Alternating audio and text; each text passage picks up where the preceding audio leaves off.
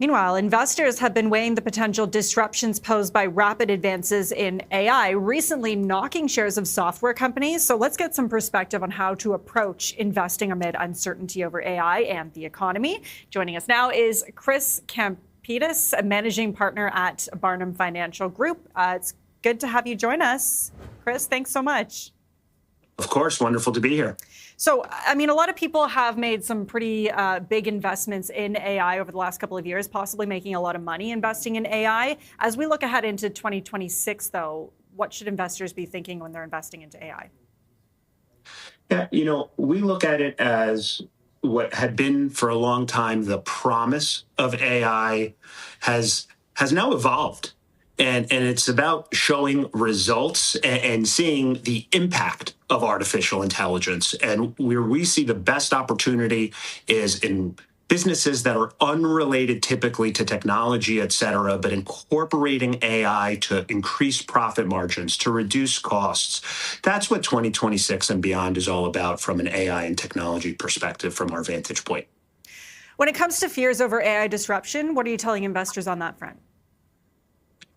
We think the fears are largely exaggerated. I mean, it makes sense when there's a new technology on the horizon, when there's this new quote unquote perceived threat, people are always going to assume the worst case scenarios. We saw this with software stocks. We saw this with financials recently.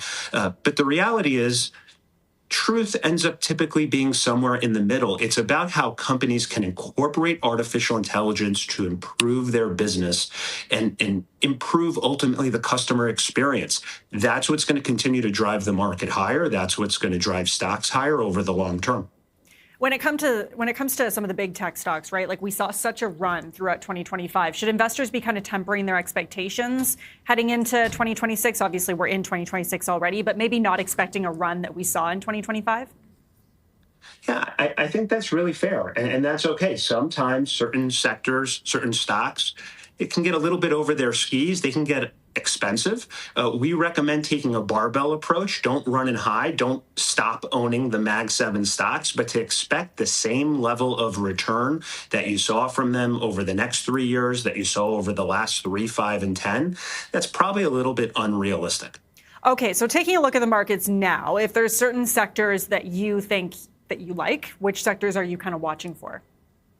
Yeah, so we do like the technology and growth story. We want to incorporate that in our portfolio, but we also want to look for areas of opportunity in terms of valuation. So we've been big proponents for a while now on consumer staples, utilities, thinking a little more internationally, getting involved in emerging markets.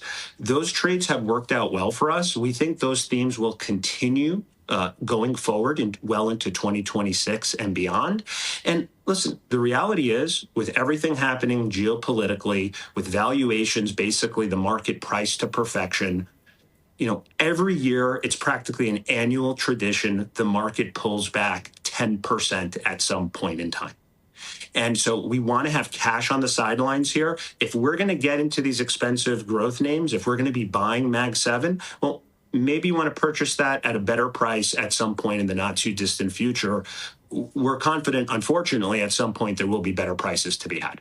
Oh, you mentioned emerging markets, international markets. Is that where you think investors really should be looking in the years ahead instead of looking at U.S. markets? And if so, are there certain sectors overseas that you think are doing better? Yeah, well, when you're investing in emerging markets right now, it in essence is an extension of the AI trade. Right? You have companies like Taiwan Semiconductor, et cetera, where you're getting high growth technology, semiconductor type of exposure, but the currency story is improved. What we're seeing is the dollar is weakening. If we get 3 more rate cuts this year, there is a case that could be made that the dollar weakens up to another 10%, right? And we don't know exactly what that'll be, but when we're investing internationally and into emerging markets specifically, that tends to be a favorable trade. Okay, we will leave it there. Chris Campitas, managing partner at Barnum Financial Group. Appreciate your time and your insight. Thanks for joining us. Thanks so much.